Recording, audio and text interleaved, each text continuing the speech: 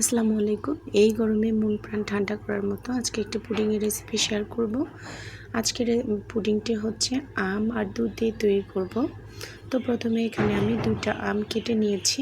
এখন একটা ব্লেন্ডার জাগে দিয়ে দিচ্ছি, সাথে কিছুটা এখানে পানি দিয়ে দিব, ব্লেন্ড করে নিব। তো ব্লেন্ড করে নিয়েছি। ব্লেন্ড করে আমি ছাঁকনি দিয়ে এটা সেঁকে নিয়েছি, যাতে আমের কোনো আঁশ না থাকে।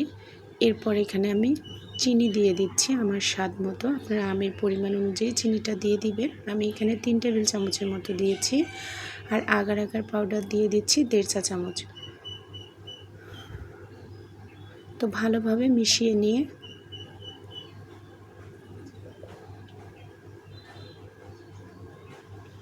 এখন আমি চুলায় একটা ফ্রাই প্যান বসিয়ে দিয়েছি।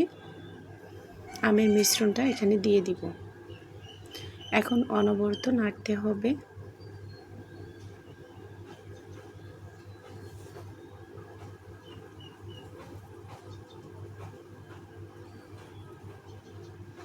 তো কিছুক্ষণ এভাবে জাল করে নিতে হবে। যখন মিশ্রণটা একটু ঘন হতে থাকবে তখন আমি এটা নামিয়ে নেব।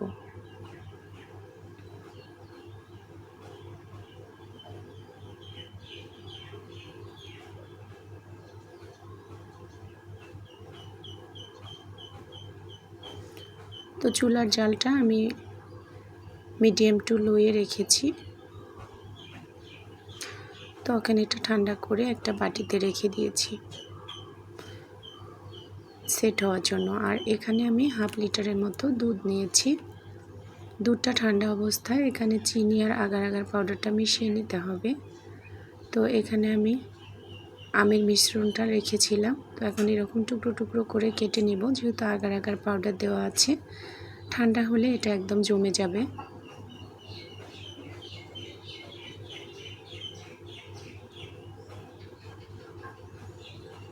তো এখানে আমি পানির সাথে একটু আগার আগার পাউডার মিশিয়ে দিয়েছি। এখানেও 1.5 চা চামচের মতো আগার আগার পাউডার দিয়েছি। দিয়ে জাল করে নিতে হবে। আর চিনি দিয়ে দিচ্ছি। যারা মিষ্টি বেশি খেতে পছন্দ করেন তারা চিনির পরিমাণটা একটু বাড়িয়ে দিতে পারেন।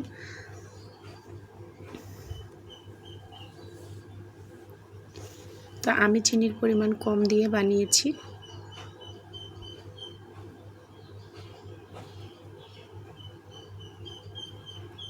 তো কিছুক্ষণ জাল করে নিলেই কিন্তু এটা ঘন হয়ে আসবে।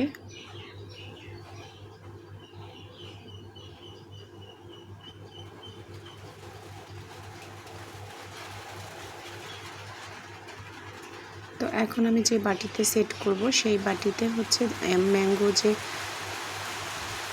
জেলিটা বানিয়ে রেখেছিলাম এটা দিয়েছি। তার উপরে দুধের মিশ্রণটা দিয়ে দিচ্ছি।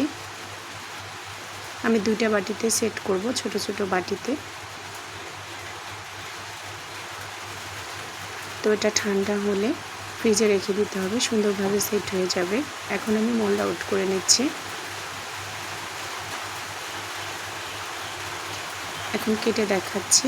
তো এই গরমে এই পুডিংটা যদি একবার বানিয়ে খান তাহলে অনেক বেশি ভালো লাগবে। যেহেতু আমের সিজন, আমও পাওয়া যায়। তো গ্রামে আসছি, তো ভাবলাম যে আমি এটা বানিয়ে নিই। গলার একটু সমস্যা, যেহেতু জ্বর ঠান্ডা হয়েছিল, গলাটা একদম বসে গিয়েছে, এই জন্য হয়তো ভয়েসটা শুনতে একটু খারাপ লাগছে। আশা করছি রেসিপিটি ভালো লাগবে।